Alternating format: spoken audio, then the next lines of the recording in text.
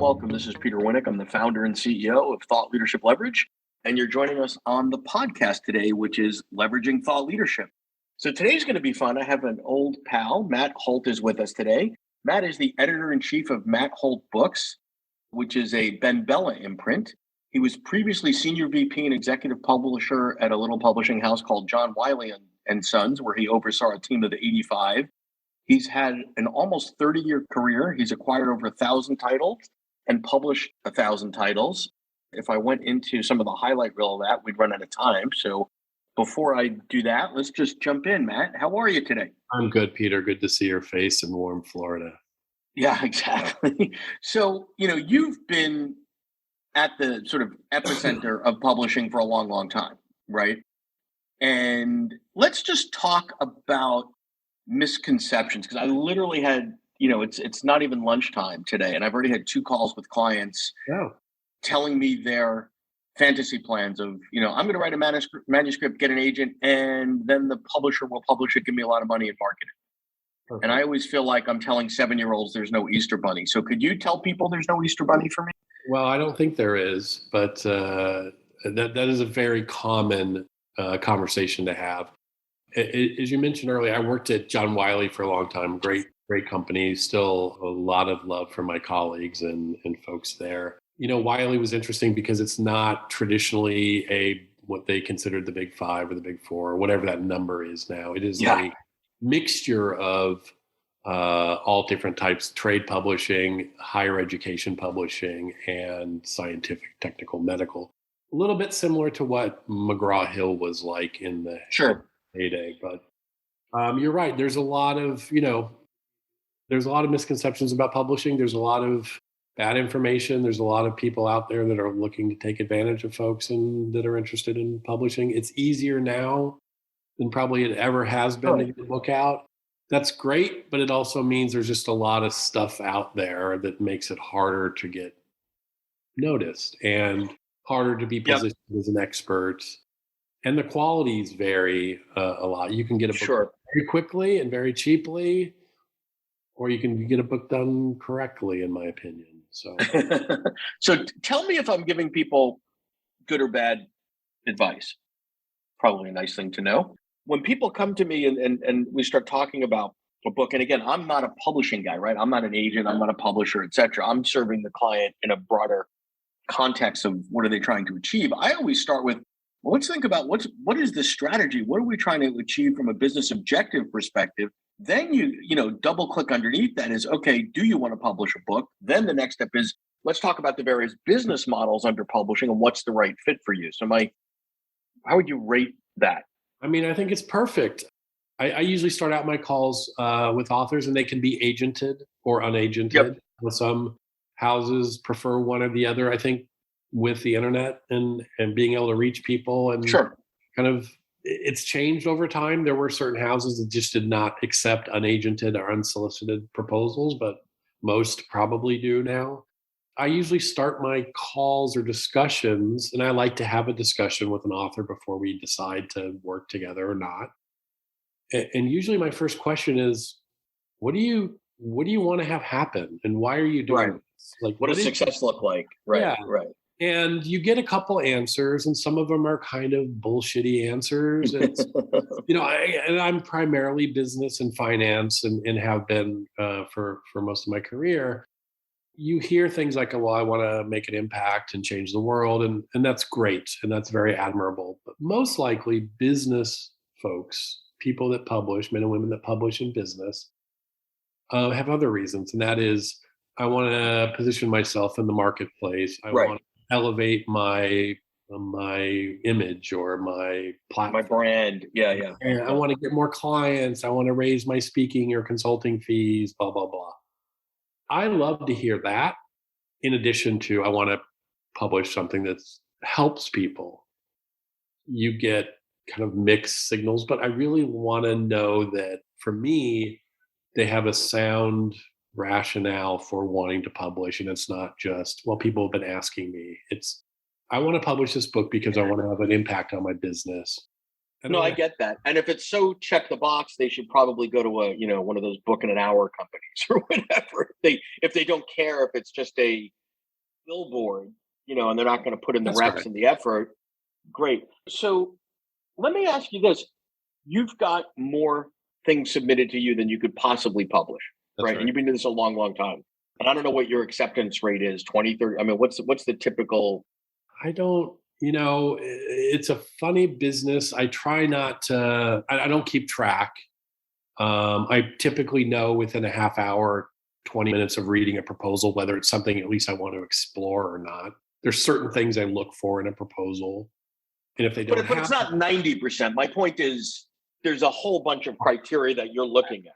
absolutely, absolutely. So yeah, this is where I want to get lots of folks to understand this. You could write, I've seen some content, some thought leadership that's amazing. I mean, just mind blowing. Someone spent their entire life, maybe an academic or whatever, studying this to the 11th degree, and and you read it, it's well written, etc. And then you look at sort of the next select factors, and they have no platform, and they have no audience, and they have no followers. And you think I had one client that was a C-level exec at a publicly traded company, and I asked him if he was in the witness protection program, Ah, sort of jokingly. And he's yeah. like, no, I was running the business. It wasn't my jam. So, and I'm not saying it's 100, 90% that and 10% the content, but what are the 5 things, let's say, that you're looking at when you're doing that, in a half hour, but you've got instincts that are pretty deep. Yeah, and most of my, I never really consider other editors at houses as competitive. We're all, Right. most of them are really great and do it, work within the parameters of what they're dealing with at their own publishing company. I spend a lot of time, and Wiley spent a lot of time in some other houses doing what's called commissioning or finding authors versus kind of waiting for agents to submit stuff. So there's a little bit of a difference in that methodology, but it's not brain surgery. It's I like to know that I typically go for practitioners, but that's not to say that there aren't plenty of pure academic folks that are great at what they do. But if they're in the academic world, I like them to have a foot in a practice as a consultant or some kind of way that they are potentially Hmm. engaging customers. So I like to know that they are busy, that people want them probably more than they have the capacity to serve them. So how do you determine that, right? Is it looking at them on social, on LinkedIn, seeing where they're active? How do you make that assessment? It's kind of all of the above. There's no one thing. It's I've got a network of authors that I've worked with forever, and I talk Sure. sometimes I'll talk to if that potential author mentions them, I'll actually reach out and talk to that author and say, hey, do you know Jane Doe, and what do you think? And whatever you say is obviously between us. I look at their, But stay there for a minute, Matt, because I think that's really interesting in that if you are whatever your content is, resilience or whatever, you're going to go out to other thought leaders in the space or one concentric circle out and say, hey, have you ever heard of Matt? Like, this guy just pitched me a book. What do you know of him? Right. And they might say, that's oh, right. yeah, yeah. We spoke at a conference together, or I heard he's tough to work with, or yeah, oh, he's wonderful. We've done some things together. And if you hear crickets, that's probably a yellow flag. Yeah, it makes me question. There's a lot of folks out there that will help an author write a proposal or online Yeah. research. And part of the job, there's a lot of ways we could go with this conversation, but there's part of it is trying to poke at it and do a test and see if it's really there, if there's really a there. Like, do they really Yeah. know these people that they mention? Yeah. Yeah. Yeah. I'm not going to obviously talk to their clients or anything, but if they've written before, I'll look them up on Amazon and see what their rankings are. Sure. When their books came out, I'll look at BookScan and see what their sales are. I'll check out, folks that they may mention that I know or such. So again, a Yeah. practitioner, someone that looks like they're busy, I typically stay away from journalists because I want a practitioner. I like Yeah. someone that can help us and reach the audience. I like someone that I like. It is a That's a really, big deal, though. That's it a is. big deal if you're a prima donna or high maintenance, or you have to get through 17 people to have a phone call. I mean, there's lots of things that speak to your brand That that is I think a that lot is of folks don't true. realize That how is quick you are true. to Yeah, respond. but there's also some nuance there. If they're really hard to get to, is it hard to get to because they're super busy? Right. Which is good. Are they a prima donna in that they are confident in what they do and they know they do good work? And do they know they have enough ego to make sure that their book succeeds? Like, so there's Right. a lot. It's more about, can we get along? Do we see eye to eye on why they're wanting to publish? Can I deliver what I ask them what their expectations are from Yes. a publisher. What are things that they would not like to have happen, or what that they would like the Hmm. working relationship to be like? If they've hopped around at a bunch of different publishers, that can be a warning signal. Yeah. Yeah. Um, if they've published So, before, I like to find out what their how it went and what went well and what sure. didn't. Yeah. If you're enjoying this episode of Leveraging Thought Leadership, please make sure to subscribe. If you'd like to help spread the word about our podcast, please leave us a review and share it with your friends. We're available on Apple Podcast and on all major listening apps, as well as at thoughtleadershipleverage.com/podcasts. So I want to switch to a different area for a little bit. There is a inherent tension, and it's not necessarily bad, between the author and the publisher. And the way I see it, may or may not be right, is there's alignment for a short period of time, right? Where the publisher wants you to get a lot of books out in the marketplace, and clearly you do. Right. But typically for an author, and I've spoken at a bunch of events that, 50, 100, 150 people that just won business book awards. Right. And I asked them how much time they've spent in a year investing in the book. And then I asked them what percentage of their revenue it is. And it's usually like 60, 70% of their time, pre, Right. during, and post. Right. And, directly attributable, not all the other, icing on the cake, Right. it's 5 or 10%, right? So there's just an inherent tension there. How do you sort of manage that? Because at the end of the day, as a publisher, you're in essence only making money if a number of units get sold, right? That's If right. it could be the greatest book ever, sitting in a warehouse in Kansas doesn't help anybody. That's right. So a couple reactions. One is the difference, and this is not an advertisement for me or Ben Bella, but obviously I was at Wiley for 24 years and came to a company that's very different. Different philosophical. We're all for-profit businesses.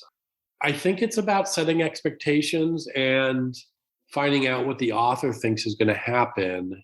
And if they have unrealistic expectations, no, if they're someone that's a billionaire and they're just like, I'm going to force everybody in my network to have this book, they can quantify that. But if they think I'm going to be the next Ken Blanchard, Right.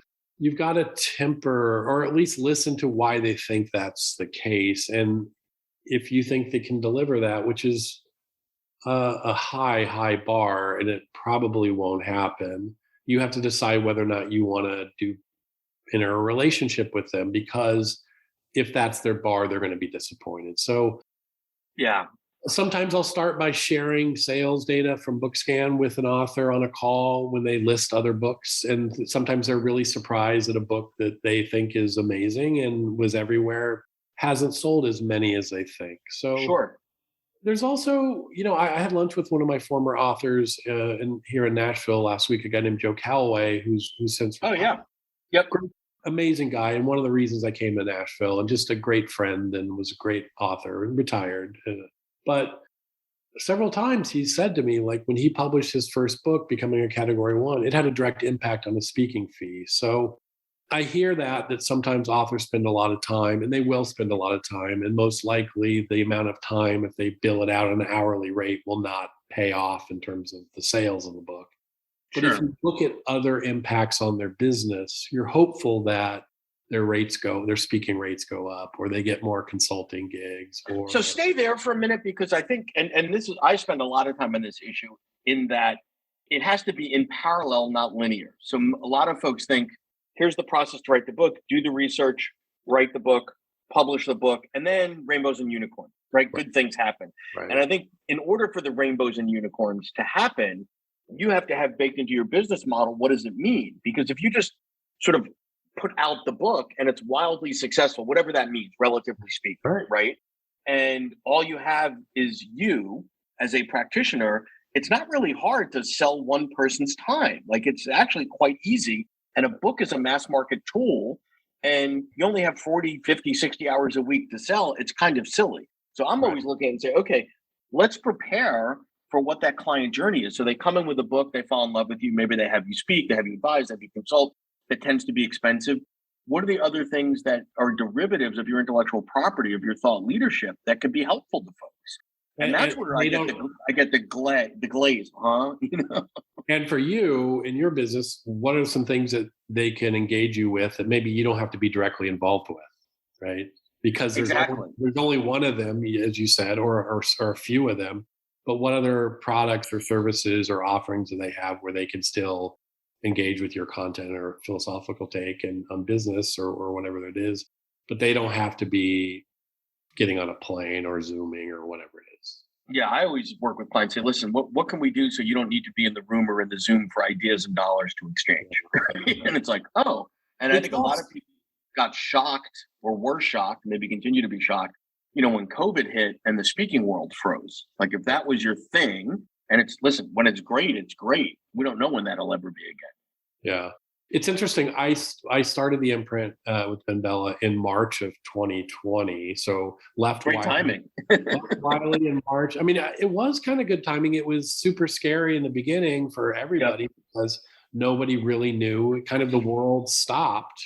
Sure. In March, April. So publishing dipped across the board. People canceled books or delayed books, and authors had a lot of free time because they weren't traveling as much. So a lot of discussions of like, I'm going to write this book in the next couple of months because I'm available. Sure. Get it out really quickly, and having to push back and saying, well, why? No one's going to be traveling. You're going to have a book that goes out and no one's going in airports, stores. No one's going in bookstores. They're probably buying stuff online, obviously, but they're not going in the office, and you're not going to be in speaking. And that. So stay there for a second. So starting about a year ago, when we thought COVID was over, when the vaccines are coming out, blah, blah, blah, I started to see the first wave of what I've been calling the COVID renaissance. So we had this weird experiment. We gave a bunch of smart people a lot of time, and they didn't watch Netflix. They put the books out that they wanted to, and put the thought in and put it out there. And there's a bit of a flood in the marketplace, right? Yeah. Right now, to your point. It's interesting because I always look at a book, not always, but for the most part, and say, listen, this is not a seasonal item. This isn't the clothing business where, bell-bottom jeans are hot and now it's skinny jeans or whatever that's probably a horrible analogy, whatever. But a good book should have a 5 to 7 year lifespan when you think about it. So the fact that it's coming out at a flooded time doesn't mean you give up because 60, 90 days after launch, you didn't get the results you want. I think a lot of people do give up in terms of putting the effort in. It is not just a COVID related thing, but it is a weird psychological aspect of authorship and I typically do not like to see a final manuscript when we decide to work together, because I want to have a little bit of chance to help them shape, but not impose. But also the timeline for publishing is a lot longer than people think. Just because exactly. It's not going to be, and rushing something is seldom a great idea unless it's for whatever reason, some story or whatever. But in the beginning of 2020, there was this retraction. There were obviously supply chain issues, COVID issues in the printing industry, consolidation previously in the printing industry. People were worried, so they delayed books. So there was a glut. It turned out that 2020 was a good year for publishing, and 2021 was a great year for publishing because people were reading more and just interacting more. And so part of it was not, and almost every proposal, no matter what the subject was, had a COVID chapter. So it was, right. I personally made the decision, I don't want a COVID book. I think there's going to be a lot of stuff out there or whatever. And by the time it comes out, it's dated, right? So some of the stuff that came out early, that's right, was more something that might have been appropriate conceptually in a periodical or something. And again, I think you asked earlier about what I look for. I also, and I used to manage quite a few editors, I also had the philosophy that you kind of sign the author more than the book, in that you I'm not, they're connecting with their customers way more and understand their business way more than I ever will. So I don't think I can predict what's going to be popular or successful. And ideas morph and change, right? So if they, even if you bought a book that was on, whatever, red pickles, and then halfway into it, they're like, listen, here's what the market's telling me. That's an interesting conversation to have, to say, well, why do we want to pivot from the original concept or layer on some other things? So I love that. To go back, though, just about your conversation about time, you build up these aphorisms in publishing. And one I always like to try to tell authors is, really think of this as a marathon and not a sprint. You spend totally all this energy, hours and hours creating this book. Once you write the book, there's still double or more efforts that you need to do to market and promote yourself in the book. So don't give up within the first week if the world's not beating at your door. Think long term, set a goal, but chip away at it and get your book installed like software so that people start picking it up and recommending it to people, versus blasting everything you know, annoying your network on LinkedIn. Right. Well, I've got a big book, yay. Congratulations, so does everybody else. And that post is going to be, at the bottom of someone's feed or never be seen. So think long term. Yeah, I love it. Work at it, and don't immediately start talking about your next book or publish your next book 6 months after the first book. Yeah, bad idea. So this has been awesome, man. I appreciate your time. Appreciate your insight. Great stuff here. Thank you. Thank you so much for sharing. Good to see you, man. Thank you. To learn more about Thought Leadership Leverage, please visit our website at thoughtleadershipleverage.com. To reach me directly, feel free to email me at peter@thoughtleadershipleverage.com. And please subscribe to Leveraging Thought Leadership on iTunes or your favorite podcast app to get your weekly episode automatically.